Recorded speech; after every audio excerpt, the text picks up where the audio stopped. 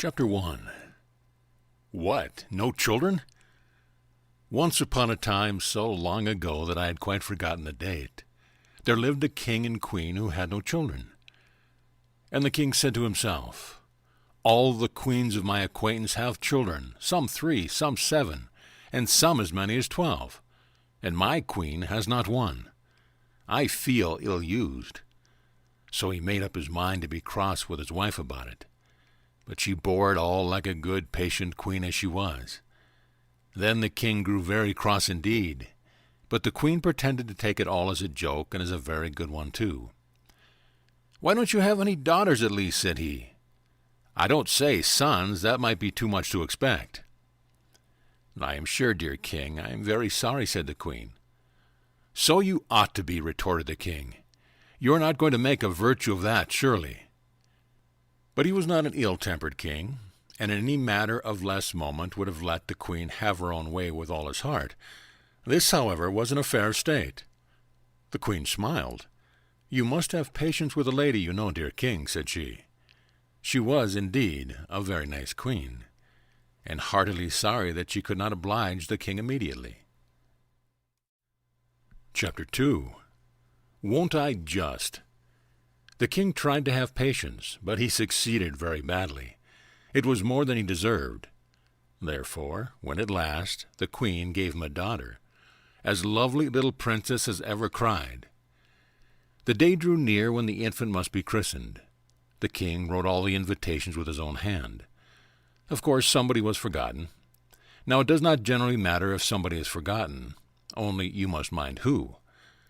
Unfortunately, the king forgot without intending to forget, and so the chance fell upon the Princess Magnot, which was awkward, for the princess was the king's own sister, and he ought not to have forgotten her. But she had made herself so disagreeable to the old king, their father, that he had forgotten her in making his will, and so it was no wonder that her brother forgot her in writing his invitations. But poor relations don't do anything to keep you in mind of them. Why don't they? The king could not see into the garret she lived, could he? She was a sour, spiteful creature. The wrinkles of contempt crossed the wrinkles of peevishness, and made her face as full as wrinkles as a pat of butter. If ever a king could be justified in forgetting anybody, this king was justified in forgetting his sister, even at a christening. She looked very odd, too. Her forehead was as large as all the rest of her face, and projected over it like a precipice. When she was angry, her little eyes flashed blue. When she hated anybody, they shone yellow and green. What they looked like when she loved anyone, I don't know, for I never heard of her loving anyone but herself, and I do not think she could have managed that if she had not somehow got used to herself. But what made it highly imprudent in the king to forget her was that she was awfully clever. In fact, she was a witch, and when she bewitched anybody, he very soon had enough of it, for she beat all the wicked fairies in wickedness, and all the clever ones in cleverness. She despised all the modes we read of in history, in which offended fairies and witches have taken their revenge. And therefore, after waiting and waiting in vain for an invitation, she made up her mind at last to go without one, and made the whole family miserable, like a princess as she was. So she put on her best gown, went to the palace, was kindly received by the happy monarch, who forgot that he had forgotten her, and took her place in the procession to the royal chapel. When they were all gathered about the font, she contrived to get next to it, and throw something into the water, after which she maintained a very respectful demeanor till the water was applied to the child's face. But at that moment she turned round in her place 3 times, and muttered the following words loud enough for those beside her to hear. "Light of spirit, by my charms, light of body, every part, never weary human arms, only crush thy parents' heart." They all thought she had lost her wit, and was repeating some foolish nursery rhyme, but a shudder went through the whole of them notwithstanding. The baby, on the contrary, began to laugh and crow, while the nurse gave a start and smothered cry, for she thought she was struck with paralysis. She could not feel the baby in her arms, but she clasped it tight and said nothing, because the mischief was done. Chapter 3. Well, she can't be ours. Her atrocious aunt had deprived the child of all of her gravity. If you ask me how this was effected, I answer, in the easiest way in the world. She had only to destroy gravitation. For the princess was a philosopher, and knew all the ins and outs of the laws of gravitation, as well as the ins and outs of her bootlace. And being a witch as well, she could abrogate those laws in a moment, or at least so clog their wheels and rust their bearings that they would not work at all. But we have more to do with what followed than how it was done. The first awkwardness that resulted from this unhappy privation was that the moment the nurse began to float the baby up and down, she flew from her arms toward the ceiling. Happily, the resistance of the air brought her ascending career to a close within a foot of it. There she remained, horizontal, as when she left her nurse's arms, kicking and laughing amazingly. The nurse, in terror, flew to the bell and begged the footman who answered it to bring up the house steps directly. Trembling in every limb, she climbed upon the steps and had to stand upon the very top and reach up before she could catch the floating tail of the baby's long clothes. When the strange fact came to be known, there was a terrible commotion in the palace. The occasion of its discovery by the king was naturally a repetition of the nurse's experience. Astonished that he felt no weight when the child was laid in his arms, he began to waver up and not down, for she slowly ascended to the ceiling as before, and there remained floating in perfect comfort and satisfaction, as was testified by her peals of tiny laughter. The king stood staring up in speechless amazement, and trembled so that his beard shook like grass in the wind. At last, turning to the queen, who was just as horror-struck as himself, he said, gasping, staring, and stammering, "She can't be ours, queen." Now the queen was much cleverer than the king, and had begun already to suspect that this effective came by cause. "Well, I'm sure she is ours," answered she, "but we ought to have taken better care of her at the christening. People who were never invited ought not to have been present." "Oh-ho," said the king, tapping his forehead with his forefinger. "I have it all. I've found her out. Don't you see it, queen? Princess MacDonald has bewitched her." "That's just what I say," answered the queen.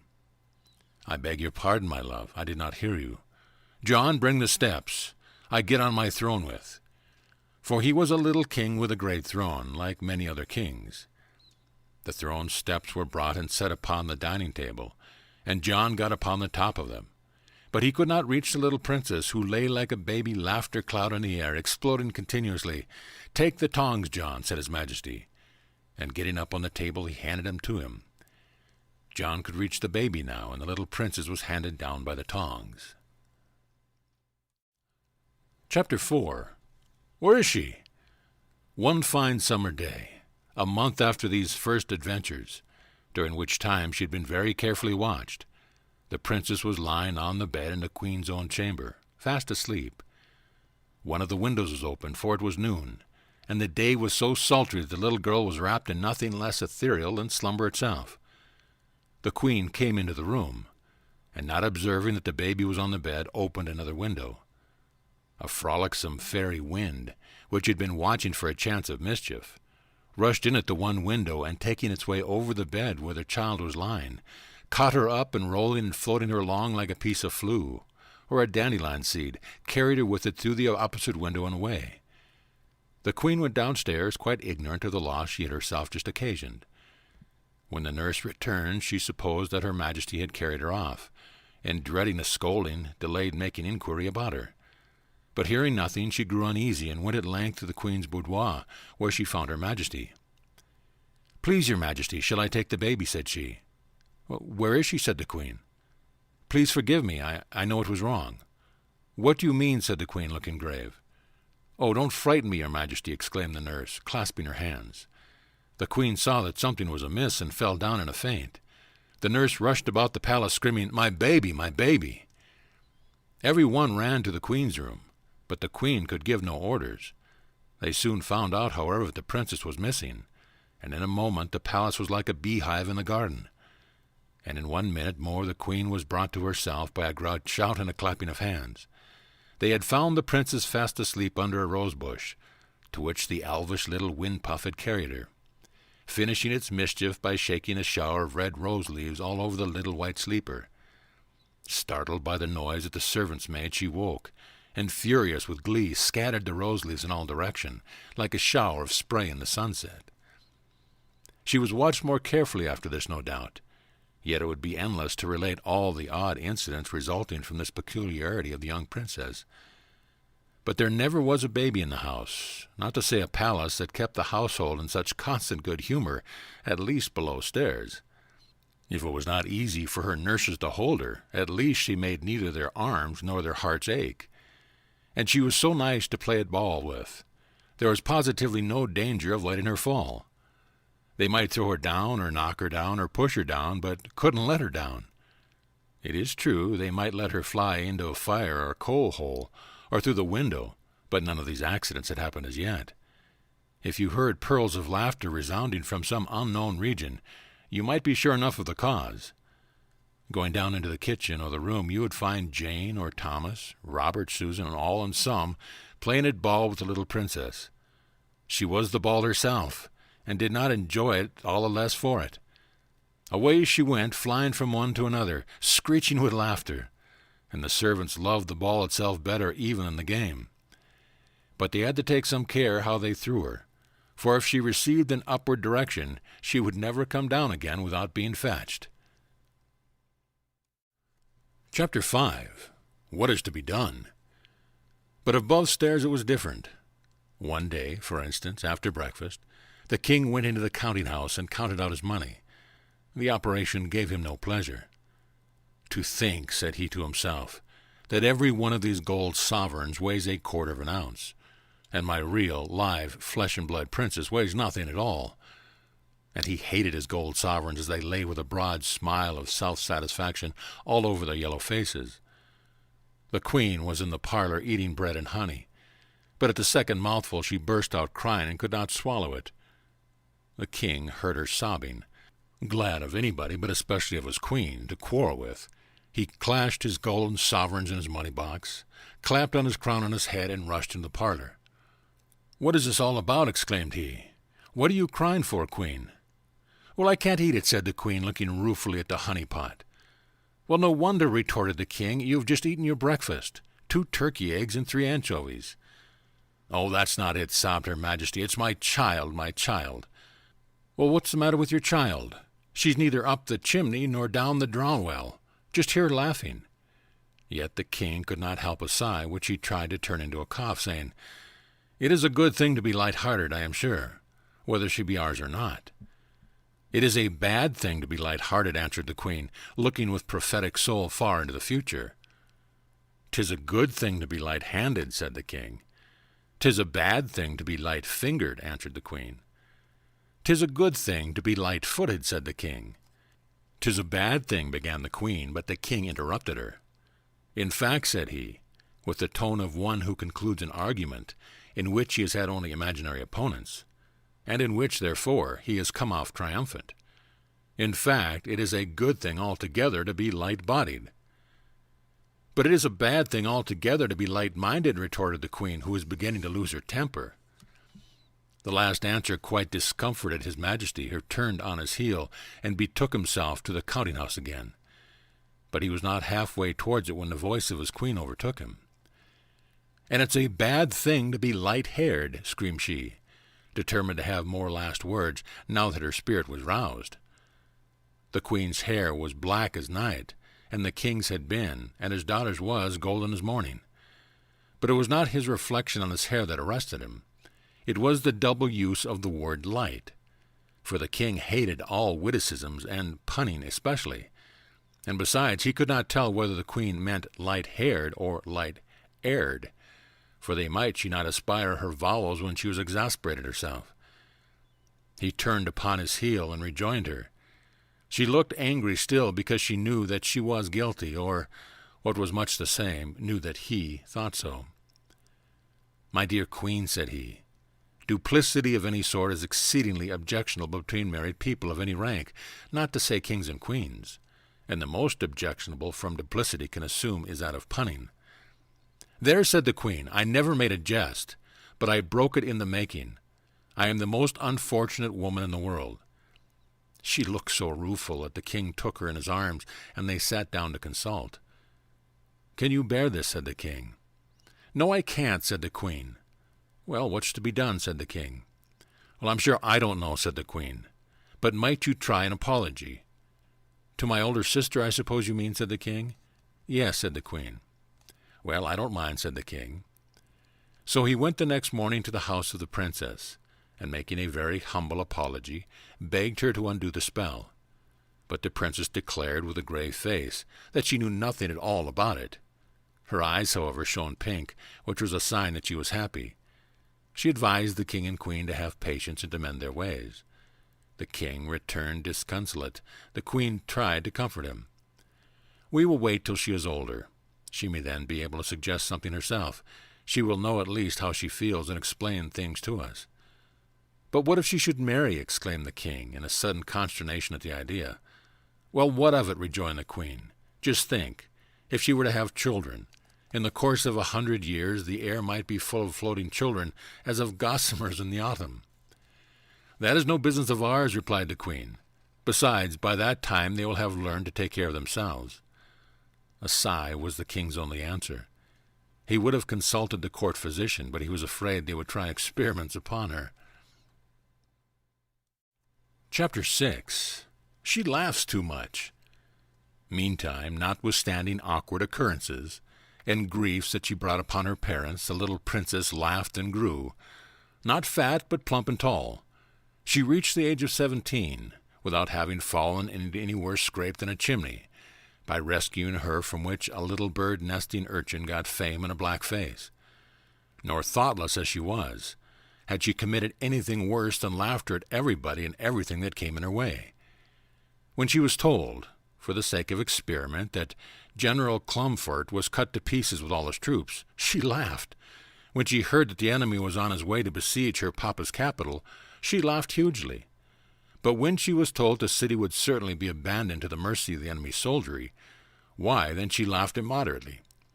She never could be brought to see the serious side of anything. When her mother cried, she said, "What a queer face Mamma makes, and she squeezes water out of her cheeks. Funny Mamma." And when her papa stormed at her, she laughed and danced around and around, clapping her hands and crying, "Do it again, Papa, do it again. It's such fun, dear funny Papa." And if he tried to catch her, she glided from him in an instant, not in the least afraid of him, but thinking it part of the game not to be caught. With one push of her foot, she would be floating in the air above his head, or she would go dancing backward and forward and sideways like a great butterfly. It happened several times, when her father and mother were holding a consultation about her in private, that they were interrupted by vainly repressed outbursts of laughter over their heads, and looking up with indignation saw her floating at full length in the air above them, whence she regarded them with the most comical appreciation of the position. One day an awkward accident happened. The princess had come upon the lawn with one of her attendants, who held her by the hand. Spying her father at the other side of the lawn, she snatched her hand from the maid's and sped across to him. Now, when she wanted to run alone, her custom was to catch up a stone in each hand, so that she might come down again after a bound. Whatever she wore as part of her attire had no effect in this way, even gold, when it thus became, as it were, a part of herself, lost all its weight for the time. But whatever she only held in her hands retained its downward tendency. On this occasion she could see nothing to catch up but a huge toad that was walking across the lawn if she had 100 years to do it. Not knowing what disgust meant, for this was one of her peculiarities, she snatched up the toad and bounded away. She had almost reached her father and was holding out her arms to receive her, and take from her lips the kiss which hovered on them like a butterfly in a rosebud, when a puff of wind blew her aside into the arms of a young page, who had just been receiving a message from His Majesty. Now it was no great peculiarity in the princess that, once she was set a-going, it would almost cost her time and trouble to check herself. On this occasion there was no time. She must kiss, and then she kissed the page. She did not mind it much, so she had no shyness in her composition, and she knew besides that she could not help it. So she only laughed like a musical box.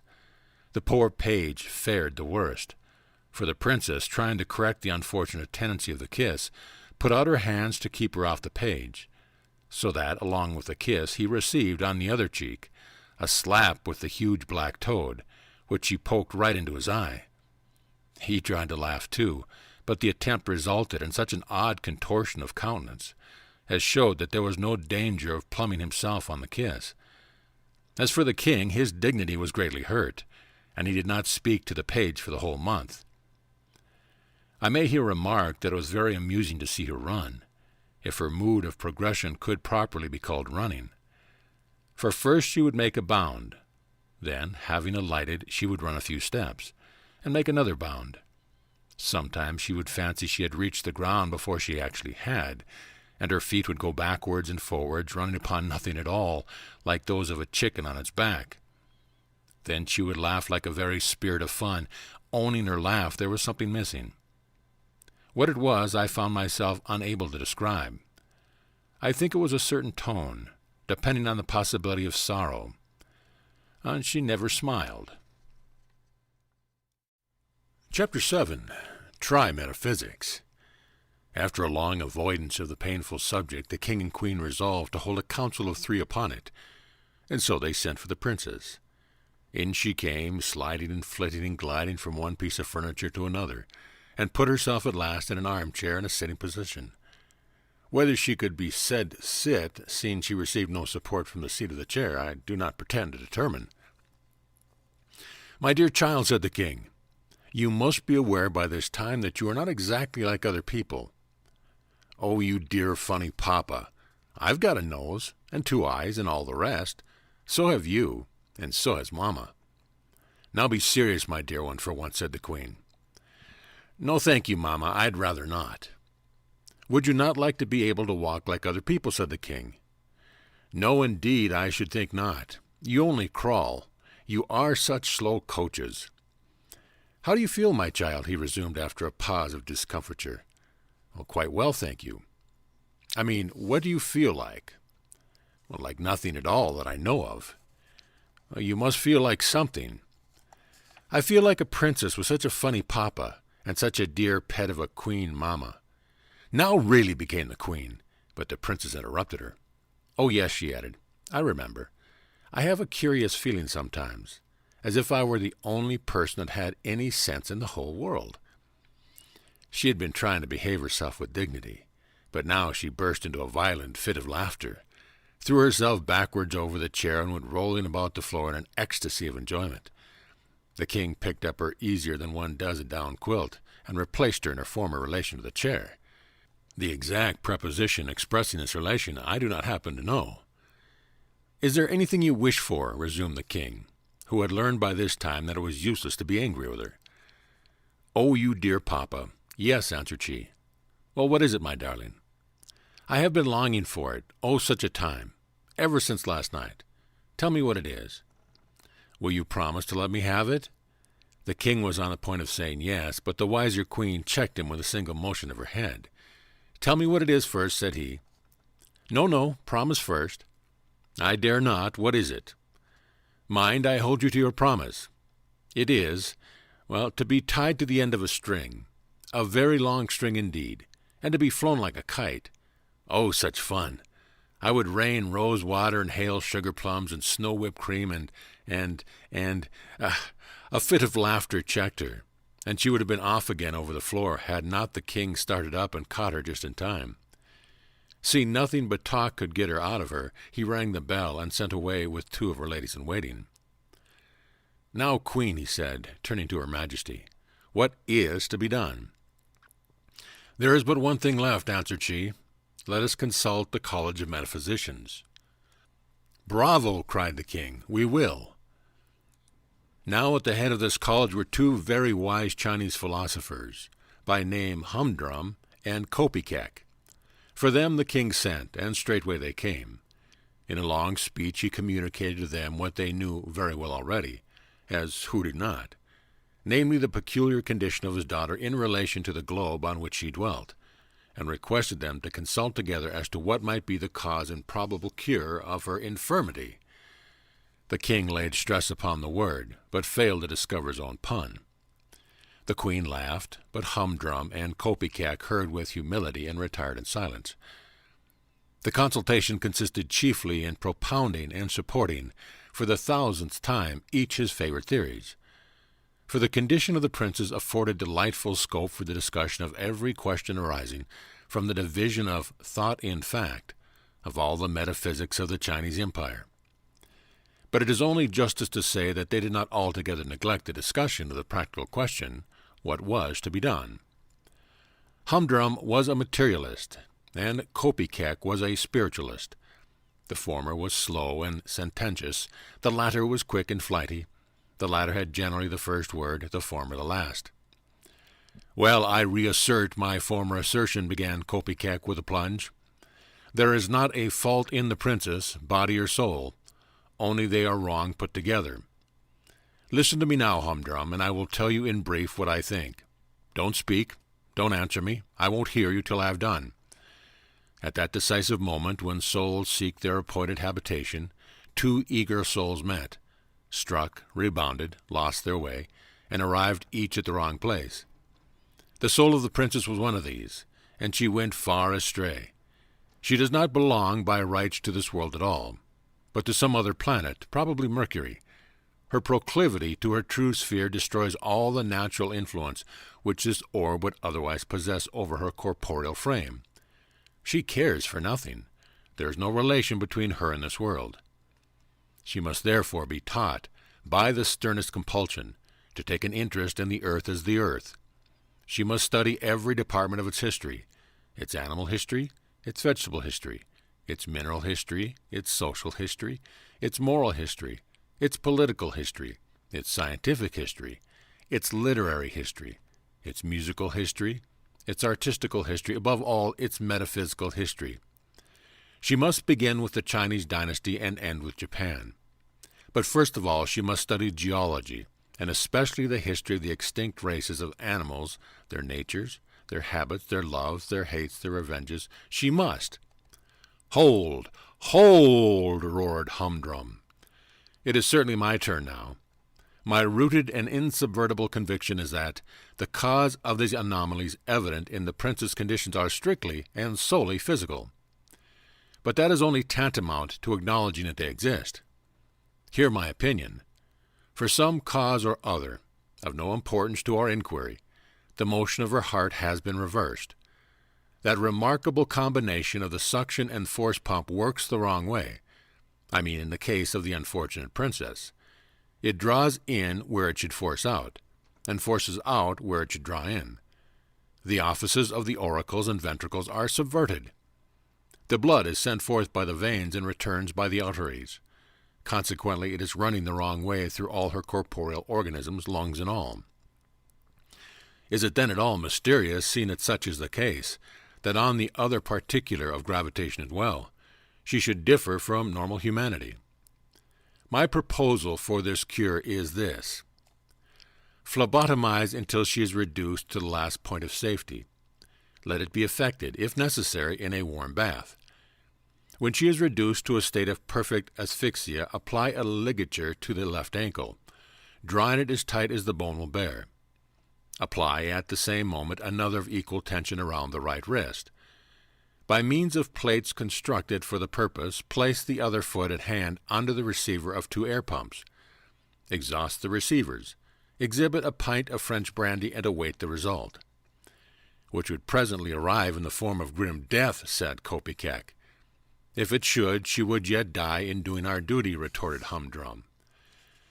But the Majesties had too much tenderness for their volatile offspring to subject her to either of the schemes of the equally unscrupulous philosophers. Indeed, the most complete knowledge of the laws of nature would have been unserviceable in her case, for it was impossible to classify her. She was a fifth imponderable body, sharing all the other properties of the ponderable. Chapter 8. Try a drop of water. Perhaps the best thing for the princess would have been to fall in love. But how a princess who had no gravity could fall into anything is a difficulty, perhaps the difficulty. As for her own feelings on the subject, she did not even know that there was such a beehive of honey and stings to be fallen into. But now I come to mention another curious fact about her. The palace was built on the shores of the loveliest lake in the world, and the princess loved this lake more than father or mother. The root of this preference, no doubt, although the princess did not recognize it as such, was at the moment she got into it, she recovered the natural right of which she had been so wickedly deprived, namely gravity.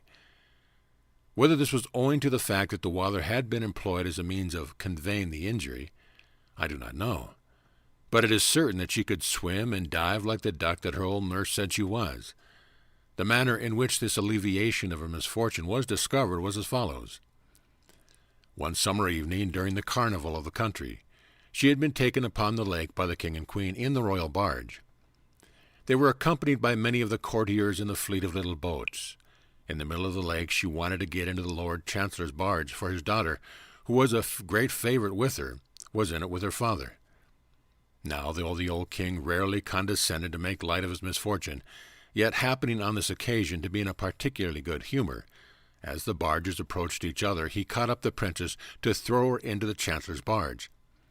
He lost his balance, however, and dropping into the bottom of the barge, lost his hold of his daughter, not, however, before imparting to her the downward tendency of his own person, though in a somewhat different direction. For as the king fell into the boat, she fell into the water. With a burst of delighted laughter she disappeared into the lake. A cry of horror ascended from the boats. They had never seen the princess go down before. Half the men were under the water in a moment, but they had all, one after another, come up to the surface again for breath, when, tinkle, tinkle, babble, and gush, came the princess' laugh over the water from far away. There she was, swimming like a swan. Nor would she come out for king or queen, chancellor or daughter. She was perfectly obstinate. But at the same time she seemed more sedate than usual. Perhaps that was because a great pleasure spoils laughing. At all events, after this, the passion of her life was to get into the water, and she was always the better behaved, and the more beautiful the more she had of it. Summer and winter it was quite the same, only she could not stay so long in the water when they had to break the ice to let her in. Any day, from morning till evening in summer, she might be descried, a streak of white in the blue water, laying as still as a shadow of a cloud, or shooting along like a dolphin, disappearing, coming up again far off, just where one did not expect her. She would have been in the lake at night, too, if she could have had her way, for the balcony of her window overhung a deep pool in it, and through a shallow, reedy passage she could have swum out into the wide, wet water, and no one would have been any wiser. Indeed, when she happened to wake in the moonlight, she could hardly resist the temptation. But there was the sad difficulty of getting into it. She had as great a dread of the air as some children have of the water, for the slightest gust of wind would blow her away, and a gust might arise in the stillest moment. And if she gave herself a push towards the water and just failed of reaching it, her situation would be dreadfully awkward, irrespective of the wind, for at best there would have to remain suspended in her nightgown till she was seen and angled for from someone from the window. Oh, if I had my gravity, thought she, contemplating the water, I would flash off this balcony like a long white sea-bird headlong into the darling wetness. Hey-ho! This was the only consideration that made her wish to be more like other people. Another reason for her being fond of the water was that in it alone she enjoyed any freedom, for she could not walk out without a courtier, consisting in part of a troop of light horse, for fear of the liberties which the wind might take with her. And the king grew more apprehensive with increasing years, till at last he would not allow her to walk abroad at all without some 20 silken cords fastened to as many parts of her dress, and held by 20 noblemen. Of course, horseback was out of the question, but she bade good-bye to all this ceremony when she got into the water. And so remarkable were its effects upon her, especially in restoring her for the time to the ordinary human gravity, that humdrum and copycat agreed in recommending the king to bury her alive for 3 years, in hope that as the water did her so much good, the earth would do her yet more. But the king had some vulgar prejudice against the experiment, and would not give his consent. Foiled in this, yet they agreed in another recommendation which, seeing that one imported his opinions from China and the other from Tibet, was very remarkable indeed. They argued that if water of external origin and application could be so efficacious, water from a deeper source might work as a perfect cure. In short, that if the poor afflicted princess could by any means be made to cry, she might recover her lost gravity. But how was this to be brought about? Therein lay all the difficulty. to meet which the philosophers were not wise enough. To make the princess cry was as impossible as to make her way. They sent for a professional beggar, commanded him to prepare his most touching oracle of woe, helped him out of the court charade box to whatever he wanted for dressing up, promised great rewards in the event of his success. But it was all in vain. She listened to the mendicant's artist story and gazed at his marvelous makeup till she could contain herself no longer, and went into the most undignified contortions for relief, shrieking, positively screeching with laughter. When she had a little recovered herself, she ordered her attendants to drive him away, and not give him a single copper, whereupon his look of mortified discomfiture wrought her punishment in his revenge, for it sent her into violent hysterics, from which she was difficultly recovered. But so anxious was the king that suggestion should have a fair trial, that he put himself in a rage one day, and rushing up to her room, gave her an awful whipping. Yet not a tear would flow. She looked grave, and her laughing sounded uncommonly like screaming. That was all. The good old tyrant, though he put on his best gold spectacles to look, could not discover the smallest cloud in the serene blue of her eyes. Chapter 9. Put me in again. It must have been about this time that the son of a king, who lived 1,000 miles from Lagobel, set out to look for the daughter of a queen. He traveled far and wide, but as sure as he found a princess, he found some fault in her. Of course, he could not marry a mere woman, however beautiful, and there was no princess to be found worthy of him. Whether the prince was so near perfection that he had a right to demand perfection itself, I cannot pretend to say. All I know is that he was a fine, handsome, brave, generous, well-bred, and well-behaved youth, as all princes are. In his wandering he had come across some reports about our princess, but as everybody said she was bewitched, he never dreamed that she could bewitch him. For what indeed could a prince do with a princess that had lost her gravity? Who could tell what she might not lose next? She might lose her visibility, or her tangibility, or, in short, the power of making impressions upon the radical sensorium, so that she should never be able to tell whether she was dead or alive. Of course, he made no further inquiries about her. One day he lost sight of his retinue in a great forest. These forests are very useful in delivering princes from their courtiers, like a sieve that keeps back the bran. Then the princes got away to follow their fortunes. In this way they have the advantage of the princesses, who are forced to marry before they even have a bit of fun. I wish our princesses got lost in a forest sometime. One lovely evening, after wandering about for many days, he found that he was approaching the outskirts of this forest, for the trees had got so thin that he could see the sunset through them, and he soon came upon a kind of a heath. Next he came upon signs of human neighborhood, but by this time it was getting late, and there was nobody in the fields to direct him. After traveling for another hour, his horse, quite worn out with long labor and lack of food, fell, and was unable to rise again. So he continued his journey on foot. At length he entered another wood, not a wild forest, but a civilized wood, through which a footpath led him to the side of a lake. Along this path the prince pursued his way through the gathering darkness. Suddenly he paused and listened. Strange sounds came across the water. It was, in fact, the princess laughing. Now there was something odd in her laugh, as I have already hinted, for the hatching of a real hearty laugh requires the incubation of gravity, and perhaps this is how the princess mistook the laughter for screaming.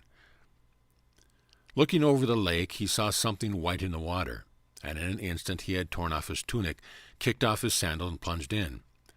He soon reached the white object and found that it was a woman. There was not light enough to show that she was the princess, but quite enough to show that she was a lady, for it does not want much light to see that.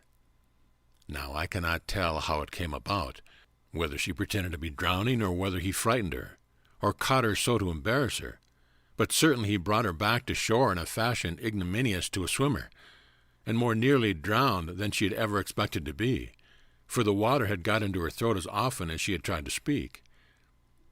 At the place to which he bore her, the bank was only a foot or two above the water, so he gave her a strong lift out of the water to lay her on a bank.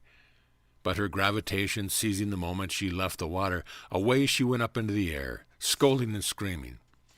"You naughty, naughty, naughty, naughty man!" she cried. No one had ever succeeded in putting her into a passion before. When the prince saw her ascend, he thought he must have been bewitched, and have mistaken a great swan for a lady. But the princess caught hold of the top-knot cone upon a lofty fir. This came off, but she caught at another, and in fact stopped herself by gathering cones, dropping them as the stalks gave way. The prince, meantime, stood in the water staring and forgetting to get out. But the princess disappearing, he scrambled on the shore, and went in the direction of the tree.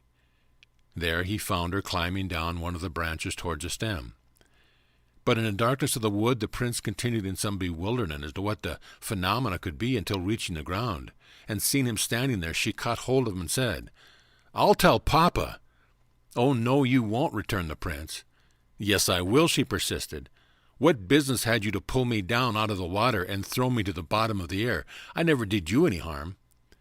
"Well, pardon me, I did not mean to hurt you." "I don't believe you have any brains, and that is worse loss than your wretched gravity. I pity you." The prince now saw that he had come upon the bewitched princess, and had already offended her. But before he could think what to say next, she burst out angrily, giving a stamp of her foot that would have sent her aloft again, but for the hold she had on his arm.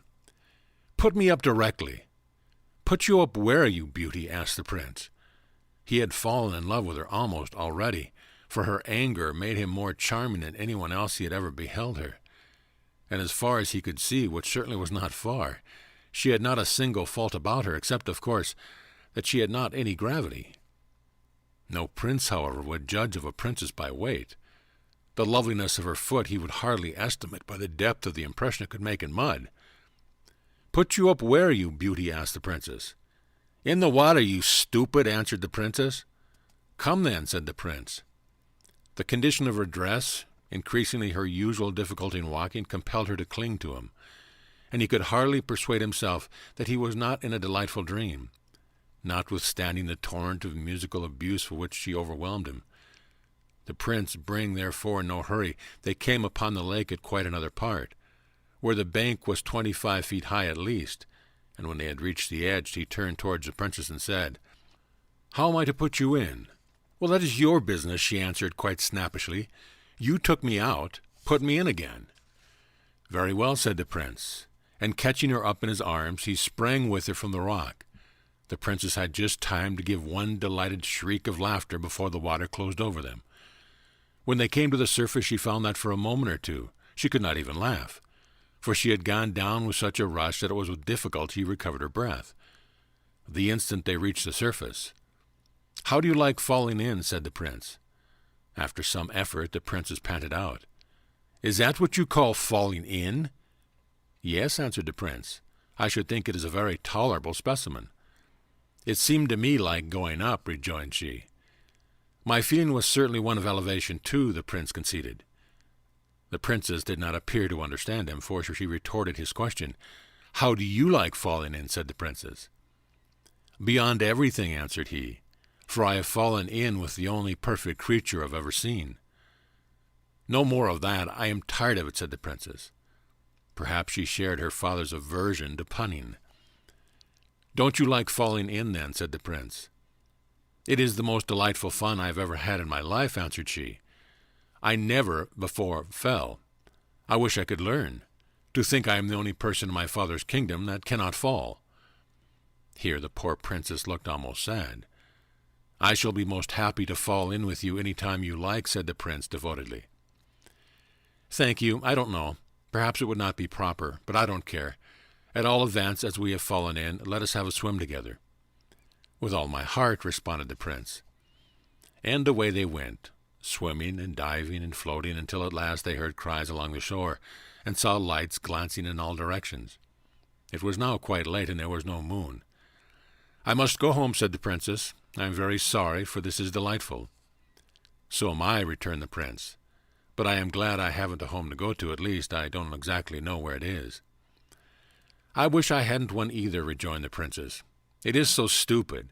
I have a great mind," she continued, "to play them all a trick. Why couldn't they leave me all alone? They won't trust me in the lake for a single night. You see where the green light is burning. That is the window of my room. Now, if you would just swim there with me very quietly, and we are all but under the balcony, Give me such a push. You call it as you did a little while ago. I should be able to catch hold of the balcony and get in at the window, and then they may look for me till tomorrow morning." "With more obedience than pleasure," said the prince gallantly, and away they swam very gently. "Will you be in the lake tomorrow night?" the prince ventured to ask. "Well, to be sure I will." "Well, I don't think so." "Well, perhaps," was the princess's somewhat strange answer. But the prince was intelligent enough not to press her further, and merely whispered, as he gave her the parting lift, "Don't tell." The only answer the princess returned was a roguish look. She was already a yard above his head. The look seemed to say, "Never fear. It is too good fun to spoil that way." So perfectly like other people who had been in the water that evening, yet the prince could scarcely believe his eyes when he saw her ascend slowly, grasp the balcony, and disappear through the window. He turned, almost expecting to see her still by his side, but he was alone in the water. So he swam away quietly and watched the lights roving about the shore for hours after the princess was safe in her chamber. As soon as they disappeared, he landed in search of his tunic and sword, and after some trouble found them again. Then he made the best of his way round the lake to the other side. There the wood was wilder and the shore steeper, rising more immediately towards the mountains which surrounded the lake on all sides, and kept sending it messages of silvery streams from morning to night and all night long. He soon found a spot whence he could see the green light in the princess's room, and where, even in a broad daylight, he would be in no danger of being discovered from the opposite shore. It was a sort of cave in the rock, where he provided himself a bed of withered leaves, and lay down too tired for hunger to keep him awake. All night long he dreamed that he was swimming with the princess. Chapter 10. Look at the Moon. Early the next morning the prince set out to look for something to eat, which he soon found at a forester's hut, where for many following days he was supplied with all that a brave prince could consider necessary. After having plenty to keep him alive for the present, he would not think of wants not yet in existence.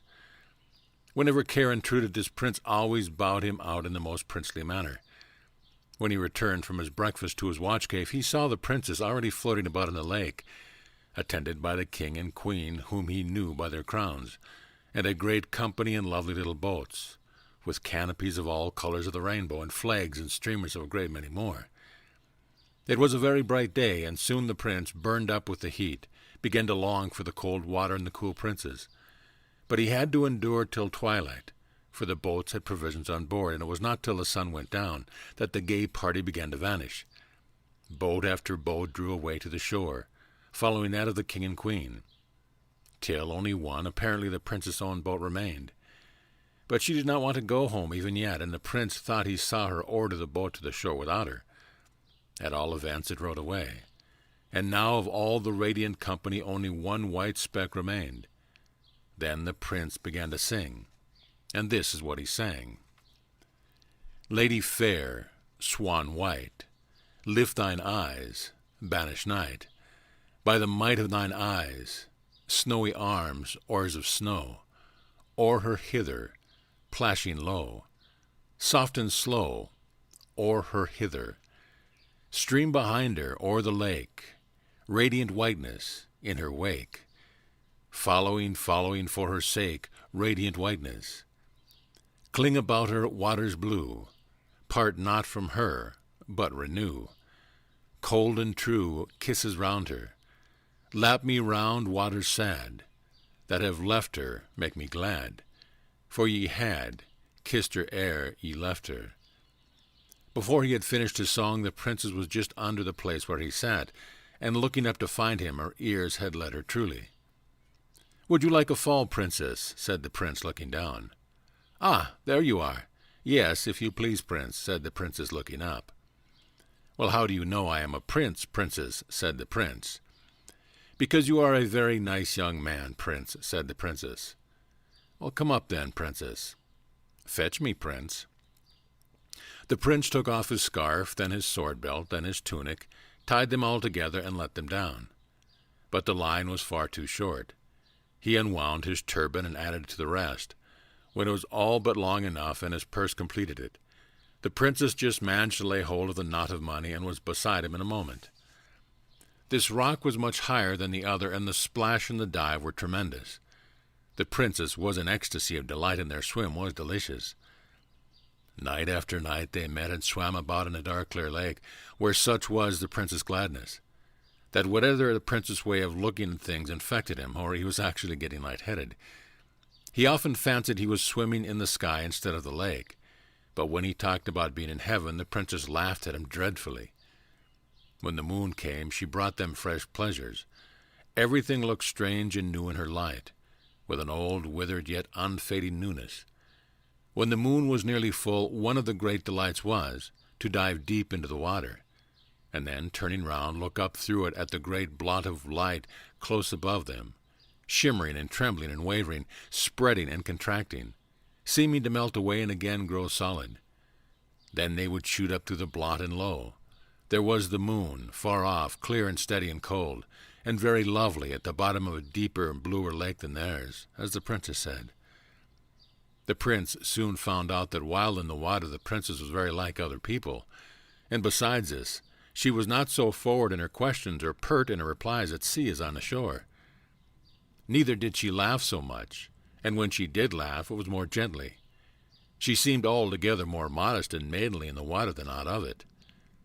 But when the prince, who had really fallen in love when he fell into the lake, began to talk to her about love, she always turned her head towards him and laughed. After a while she began to look puzzled, as if she were trying to understand what he meant, but could not, revealing the notion that he had meant something. But as soon as ever she left the lake, she was so altered that the prince said to himself, "If I marry her, I see no help for it. We must turn merman and mermaid, and go out to sea at once." Chapter 11. Hiss! The princess's pleasure in the lake had grown to a passion, and she could scarcely bear to be out of it for an hour. Imagine then her consternation when diving with the prince one night. A sudden suspicion seized her that the lake was not so deep as it used to be. The prince could not imagine what had happened. She shot to the surface and without a word swam at full speed towards the higher side of the lake. He followed, begging to know if she was ill or what was the matter. She never turned her head or took the smallest notice of his question. Arrived at the shore, she coasted the rocks with minute inspection, but she was not able to come to a conclusion, for the moon was very small and she could not see well. She turned, therefore, and swam home, without saying a word to explain her conduct to the prince, of whose presence she seemed no longer conscious. He withdrew to his cave in great perplexity and distress. Next day she made many observations, which, alas, strengthened her fears. She saw that the banks were too dry, and that the grass on the shore and the trailing plants on the rocks were withering away. She caused marks to be made along the borders and examined them day after day in all directions of the wind, till at last the horrible idea became a certain fact, that the surface of the lake was slowly sinking. The poor princess nearly went out of the little mind she had. It was awful to her to see the lake, which she loved more than any living thing, lie dying before her eyes. It sank away, slowly vanishing. The tops of the rocks that had never seen sun till now began to appear far down in the clear water. Before long they were dry in the sun. It was fearful to think of the mud that would soon lie there baking and festering, full of lovely creatures dying and ugly creatures coming to life, like the unmaking of a world. And how the hot sun would be without any lake. She could not bear to swim in it any more, and began to pine away. Her life seemed bound up with it, and ever as the lake sank, she pined. People said she would not live an hour after the lake was gone. But she never cried. A proclamation was made to all the kingdoms that whosoever should discover the cause of the lake's decrease would be rewarded after a princely fashion. Humdrum and Kopekek applied themselves to their physics and metaphysics, but in vain. Not even they could suggest a cause. Now the fact was that the old princess was at the root of the mischief. When she heard that her niece found more pleasure in the water than any one else of it, she went into a rage and cursed herself for her want of foresight. "But," said she, "I will soon set all right. The king and the people shall die of thirst, their brains shall boil and frizzle in their skulls before I will lose my revenge." And then she laughed a ferocious laugh that made the hairs on the back of her black cat stand erect with terror. Then she went to an old chest in her room, and opening it, took out what looked like a piece of dried seaweed. This she threw into a tub of water. Then she threw some powder into the water and stirred it with her bare arm, muttering over it words of hideous sound and yet more hideous import. Then she set the tub aside, and took from the chest a huge bunch of hindered, rusty keys that clattered in her shaking hands. Then she sat down and proceeded to oil them all. Before she had finished, out from the tub, the water of which had kept on a slow motion ever since she had ceased stirring it, came the head and half-body of a huge gray snake. But the witch did not look around. It grew out of the tub, waving itself backward and forward with a slow horizontal motion, till it reached the princess, when it laid its head upon her shoulder, and gave a low hiss in her ear. She started, but with joy, and seeing the head resting on her shoulder, drew it towards her and kissed it. Then she drew it all out of the tub and wound it around her body. It was one of those dreadful creatures which few had ever beheld, the white snakes of darkness. Then she took the keys and went down to her cellar, and as she unlocked the door she said to herself, "This is worth living for." Locking the door behind her, she descended a few steps into the cellar, and crossing it, unlocked another door into a dark, narrow passage. She locked this also behind her, and descended a few more steps. If anyone had followed the witch princess, he would have heard her unlock exactly 100 doors, and descend a few steps after unlocking each. When she had unlocked the last, she entered a vast cave, the roof of which was supported by huge natural pillars of rock. Now this roof was the underside of the bottom of the lake. She then untwined the snake from her body, and held it by the tail high above her. The hideous creature stretched up its head toward the roof of the cavern, which it was just able to reach. It then began to move its head backward and forward with a slow oscillating motion, as if looking for something. At the same moment the witch began to walk around and round the cavern, coming near to the center of every circuit, while the head of the snake described the same path over the roof that she did over the floor, for she kept holding it up, and still it kept slowly oscillating. Round and round the cavern they went, ever lessening the circuit, till at last the snake made a sudden dart, and clung to the roof with its mouth. "That's right, my beauty," cried the princess, "drain it dry." She let it go, left it hanging, and sat down on a great stone with her black cat, which had followed her all around the cave by her side. Then she began to knit and mutter awful words. The snake hung like a huge leech, sucking at the stone. The cat stood with his back arched, and his tail like a piece of cable, looking up at the snake, and the old woman sat and knitted and muttered. 7 days and 7 nights they remained thus, when suddenly the serpent dropped from the roof as if exhausted, and shriveled up till it was again like a piece of dried seaweed. The witch started to her feet, picked it up, put it in her pocket, and looked up at the roof. 1 drop of water was trembling on the spot where the snake had been sucking. As soon as she saw that, she turned and fled, followed by her cat. Shutting the door in a terrible hurry, she locked it, and having muttered some frightful words, sped to the next, which she also locked and muttered over, and so with all the 100 doors till she arrived in her own cellar. Then she sat down on the floor ready to faint, but listening with malicious delight to the rushing of water, which you could hear distinctly through all the 100 doors. But this was not enough. Not that she had tasted revenge, she lost her patience. Without further measure, the lake would be too long in disappearing. So the next night, with the last shred of the dying old moon rising, she took some of the water in which she had revived the snake, put it in a bottle, and set out, accompanied by her cat. Before morning she had made the entire circuit of the lake, muttering fearful words as she crossed every stream and casting into some of the water out of the bottle. When she had finished the circuit, she muttered yet again, and flung a handful of water towards the moon. Thereupon every spring in the county ceased to throb and bubble, dying away like the pulse of a dying man. The next day there was no sound of falling water to be heard along the borders of the lake. The very courses were dry, and the mountains showed no silvery streaks down their dark sides. And not alone had the fountains of Mother Earth ceased to flow, for all the babies throughout the country were crying dreadfully, only without tears. Chapter 12. Where's the Prince? Never since the night when the princess left him so abruptly had the prince had a single interview with her. He had seen her once or twice in the lake, but as far as he could discover, she had not been it any more at night. He had sat and sung and looked in vain for his Nereid, while she, like a true Nereid, was wasting away with her lake, sinking as it sank, withered as it dried. When at length he discovered the change that was taking place in the level of water, he was in great alarm and perplexity. He could not tell whether the lake was dying because the lady had forsaken it, or whether the lady would not come because the lake had begun to sink. But he resolved to know so much at least. He disguised himself, and going to the palace, requested to see the Lord Chamberlain. His appearance at once gained his respect, and the Lord Chamberlain, being a man of some insight, perceived that there was more in the prince's solicitation than met the ear. He felt likewise that one could tell whence a solution of the present difficulties might arise. So he granted the prince's prayer to be made shoe-black to the princess.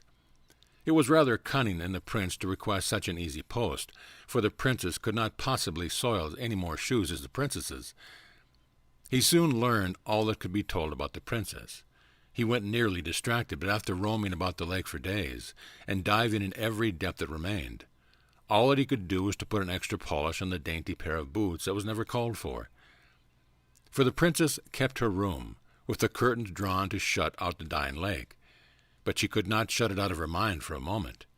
It haunted her imagination, so that she felt as if the lake were her soul, drying up within her, first to mud, then to madness and death. She thus brooded over the change with all its dreadful accommodations, till she was nearly distracted. As for the prince, she had forgotten him. However much she had enjoyed his company in the water, she did not care for him without it. But she seemed to have forgotten her father and mother too.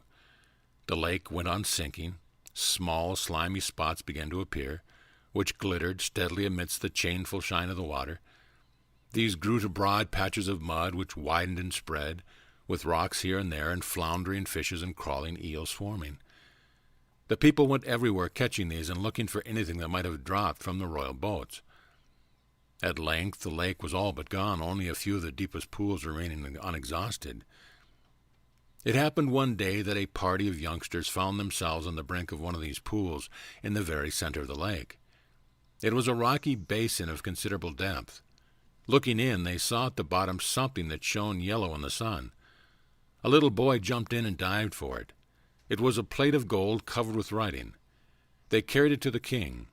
On one side of it stood these words: "Death alone from death can save.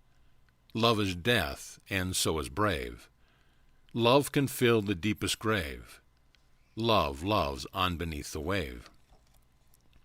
Now this enigmatical enough to the king and courtiers, but the reverse of the plate explained it a little. Its writing amounted to this: if the lake should disappear, they must find the hole through which the water ran, but it would be useless to try to stop it by any ordinary means. There was but one effectual mode. The body of a living man could alone staunch the flow. The man must give himself of his own will, and the lake must take his life as it filled. Otherwise the offering would be of no avail. If the nation could not provide one hero, it was time it should perish. Chapter 13. Here I am. This was a very disheartening revelation to the king. Not that he was unwilling to sacrifice his subject, but that he was hopeless of finding a man willing to sacrifice himself. No time was to be lost, however, for the princess was lying motionless on her bed and taking no nourishment by lake water, which was now none of the best. Therefore the king caused the contents of the wonderful plate of gold to be published throughout the country. No one, however, came forward. The prince, having gone several days' journey into the forest to consult a hermit who he had met there on his way to Legable, knew nothing of the oracle till his return. When he had acquainted himself with all the particulars, he sat down and thought, "So, she will die if I don't do it, and the life would be nothing to me without her, so I shall lose nothing by doing it, and life will be pleasant to her as ever, for she will soon forget me, and there will be so much more beauty and happiness in the world. To be sure, I shall not see it." Here the poor prince gave a sigh.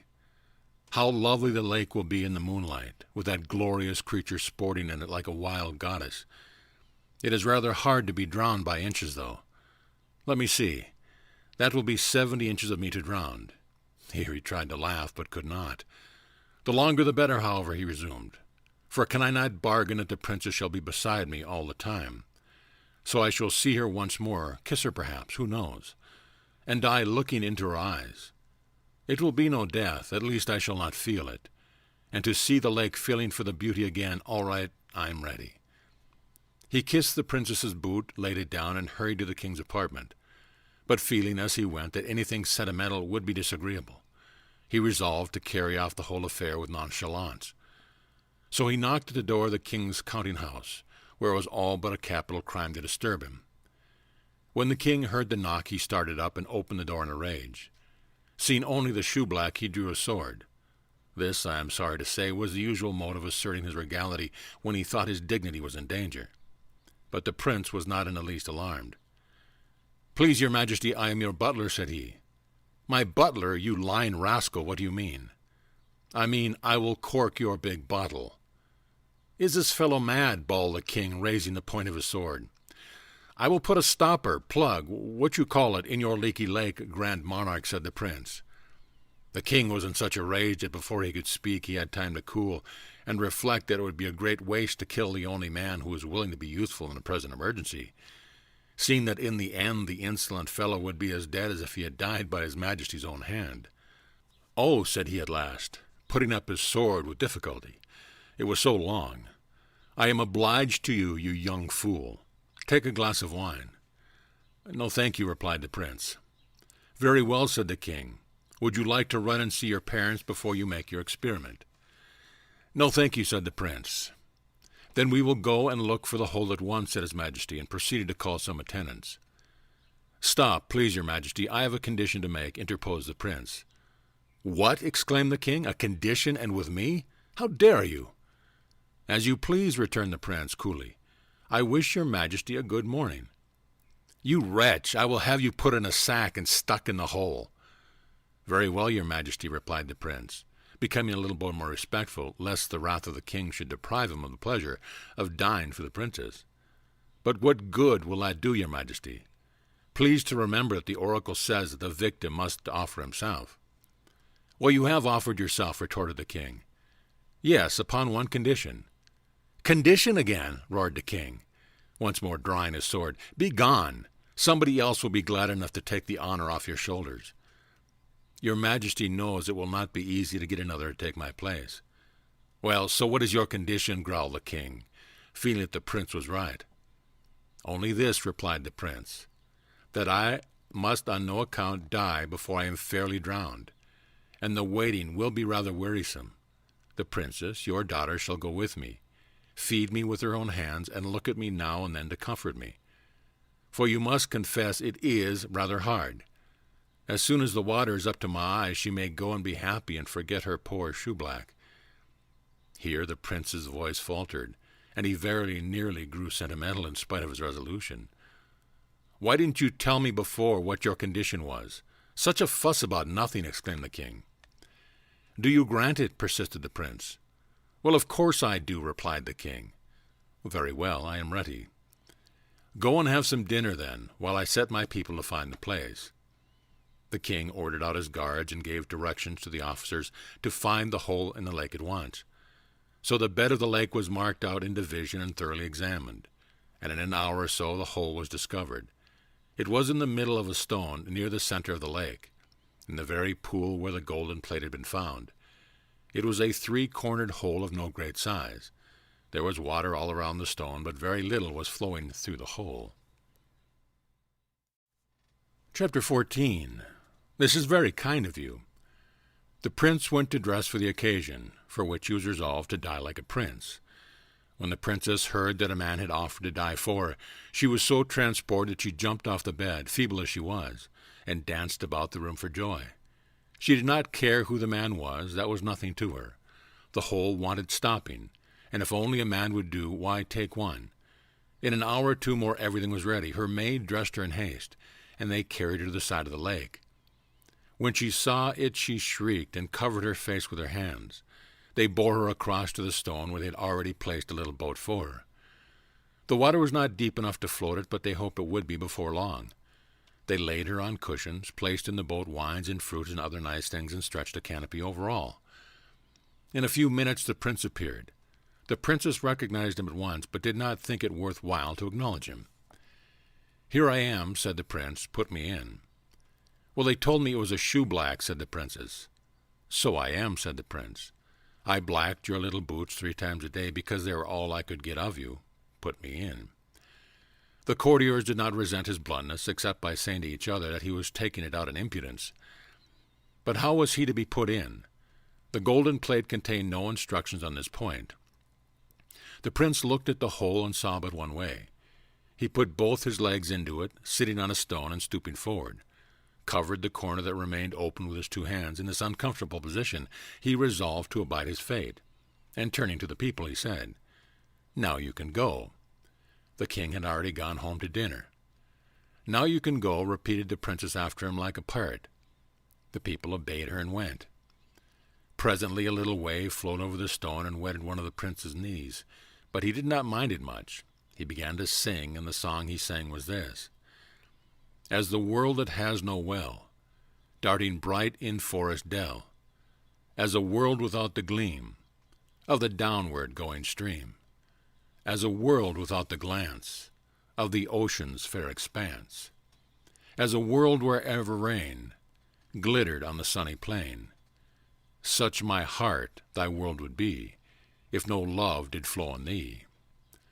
As a world without the sound of the rivulets underground, or the bubbling of the spring out of darkness wandering, or the mighty rush and flowing of the rivers downward going, or the music showers that drop on the outspread beach's top, or the ocean's mighty voice when his lifted waves rejoice, such my soul thy world would be, if no love did sing in thee. Lady, keep thy world alight, keep thy waters in thy sight. Love hath made me strong to go, for thy sake 2 realms below, where the waters shine and hum, through the darkness never come. Let I pray one thought of me, spring a little well in thee, lest thy loveless soul be found like a dry and thirsty ground." "Sing again, prince, it makes it less tedious," said the princess. But the prince was too much overcome to sing any more, and a long pause followed. "This is very kind of you, prince," said the princess at last, quite coolly, as she lay in the boat with her eyes shut. "I am sorry I can't return the compliment," thought the prince, "but you are worth dying for after all." Again a wavelet, and another flowed over the stone, and wetted both the prince's knees, but he did not speak or move. 2, 3, 4 hours passed in this way, the princess apparently asleep, and the prince very patient.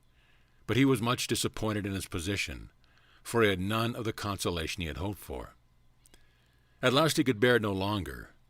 "Princess," said he, but at the moment up starting the princess crying, I'm afloat, and the little boat bumped against a stone. "Princess," repeated the prince, encouraged by seeing her wide awake and looking eagerly at the water. "Well," said she, without looking around. "Your papa promised that you should look at me, and you haven't looked at me once." "Did he? Then I suppose I must, but I am so sleepy." "Sleep then, darling, and don't mind me," said the poor prince. "Really? You are very good," replied the princess. "I think I will go to sleep again." "Just give me a glass of wine and a biscuit first," said the prince very humbly. "With all my heart," said the princess, and gaped as she said it. She got the wine and the biscuit, however, and leaning over the side of the boat towards him, was compelled to look at him. "Why, prince," she said, "you don't look well. Are you sure you don't mind it?" "Not a bit," answered he, feeling very faint indeed. "Only I shall die before it is of any use to you, unless I have something to eat." "There, then," said she, holding out the wine to him. "Ah, you must feed me. I dare not move my hands. The water would run away directly." "Oh, good gracious," said the princess, and she began at once to feed him with bits of biscuits and sips of wine. As she fed him, he contrived to kiss the tips of her finger now and then. She did not seem to mind it one way or the other, but the prince felt better. "Now, for your own sake, princess," said he, "I cannot let you go to sleep. You must sit and look at me, else I shall not be able to keep up." "Well, I will do anything I can to oblige you," answered she, with a condescension, and sitting down. She did look at him, and kept looking at him with a wonderful steadiness, considering all things. The sun went down and the moon rose, and gush after gush the waters were rising up the prince's body. They were up to his waist now. "Why can't we go and have a swim?" said the princess. "There seems to be water enough just about here." "I shall never swim more," said the prince. "Oh, I forgot," said the princess, and was silent. So the water grew and rose up and up on the prince, and the princess sat and looked at him. She fed him now and then. The night wore on, the waters rose and rose. The moon rose likewise higher and higher, and shone full in the face of the dying prince. The water was up to his neck. "Will you kiss me, princess?" said he feebly. The nonchalance was all gone now. "Yes, I will," answered the princess, and kissed him with a long, sweet, cold kiss. "Now," said he, with a sigh of content, "I die happy." He did not speak again. The princess gave him some wine for the last time. He was past eating. Then he sat down again and looked at him. The water rose and rose. It touched his chin. It touched his lower lip. It touched between his lips. He shut them hard to keep it out. The princess began to feel strange. It touched his upper lip. He breathed through his nostrils. The princess looked wild. It covered his nostrils. Her eyes looked scared and shone strange in the moonlight. His head fell back. The water closed over it, and the bubbles of his last breath bubbled up through the water. The princess gave a shriek and sprang into the lake. She laid hold first of one leg and then of the other and pulled and tugged, but she could not move either. She stopped to take a breath, and that made her think that he could not get any breath. She was frantic. She got hold of him and held his head above the water, which was possible now his hands were no longer in the hole. But it was of no use, for he was past breathing. Love and water brought back all her strength. She got under the water and pulled with all her might, till at last she got one leg out. The other easily followed. How she got him into the boat she could never tell. But when she did, she fainted away. Coming to herself, she seized the oars, kept herself steady as best as she could, and rowed, though she never rowed before. Round rocks and over shallows and through mud she rowed, till she got to the landing stairs of the palace. By this time her people were on the shore, for they had heard her shriek. She made them carry the prince to her own room and lay him in her bed and light a fire and send for the doctor. "But the lake, your highness," said the chamberlain, who, roused by the noise, came in his nightcap. "Go and drown yourself in it," she said. This was the last rudeness of which the princess was ever guilty, and one must allow that she had good cause to feel provoked with the Lord Chamberlain. Had it been the king himself, he would have fared no better. But both he and the queen were fast asleep, and the chamberlain went back to his bed. Somehow the doctors never came. So the princess and her old nurse were left with the prince, but the old nurse was a wise woman and knew what to do. They tried everything for a long time without success. The princess was nearly distracted between hope and fear, but she tried on, one thing after another, and everything over and over again. At last, when they'd all but given up hope, just as the sun rose, the prince opened his eyes. Chapter 15. Look at the rain. The princess burst into a passion of tears and fell on the floor. There she lay for an hour, and her tears never ceased. All the pent-up crying of her life was spent now, and a rain came on, such as had never been seen in that country. The sun shone all the time, and the great drops which fell straight to the earth shone likewise. The palace was in the heart of the rainbow. It was a rain of rubies and sapphires and emeralds and topaz. The torrents poured down from the mountains like molten gold, as if it had been for subterraneous outlet. The lake would have overflowed and inundated the country. It was full from shore to shore. But the princess did not heed the lake. She lay on the floor and wept, and this rain within doors was far more wonderful than the rain out of doors. For when it abated a little, and she proceeded to rise, she found, to her astonishment, that she could not. At length, after many efforts, she succeeded in getting upon her feet, but she tumbled down again directly.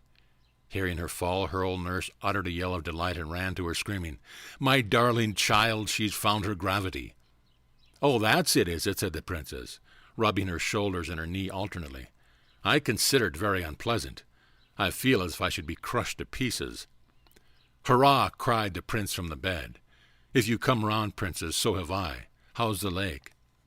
"Brimful," answered the nurse. "Then we're all happy." "That we are indeed," answered the princess, sobbing. and there was rejoicing all over the country that rainy day. Even the babies forgot their past troubles and danced and crowed amazingly. And the king told stories, and the queen listened to them. And he divided the money in his box, and she the honey in her pot, among all the children. And there was such jubilation as was never heard of before. Of course, the prince and princess were betrothed at once, but the princess had to learn to walk before they could be married with any propriety. And this was not so easy at her time of life, for she could walk no more than a baby. She was always falling down and hurting herself. "Is this the gravity you used to make so much of?" said she one day to a prince, as he raised her from the floor. "For my part, I was a great deal more comfortable without it." No, that's not it. This is it," replied the prince, as he took her up and carried her about like a baby, kissing her all the time. "This is gravity." "Well, that's better," said she. "I don't mind that so much." And she smiled the sweetest, loveliest smile in the prince's face, and she gave him one little kiss in return for all his. And he thought them overpaid, for he was beside himself with delight. I fear she complained of her gravity more than once after this, notwithstanding. It was a long time before she got reconciled to walking, but the pain of learning it was quite counterbalanced by two things, either of which would have been sufficient consolation. The first was that the prince himself was her teacher, and the second, that she could tumble onto the lake as often as she pleased. Still, she preferred to have the prince jump in with her, and the splash they made before was nothing to the splash they made now. The lake never sank again. In process of time, it wore the roof of the cavern quite through, and was twice as deep as before. The only revenge the princess took upon her aunt was to tread pretty hard on her gouty toe the next time she saw her. But she was sorry for it the very next day when she heard that the water had undermined her house, and that it had fallen in the night, burying her in its ruins, whence no one ever ventured to dig up her body, and there she lies to this day. So the prince and the princess lived and were happy, and had crowns of gold and clothes of cloth, and shoes of leather and children of boys and girls, not one of whom was ever known, on the most critical occasion, to lose the smallest atom of his or her due proportion of gravity. End of story.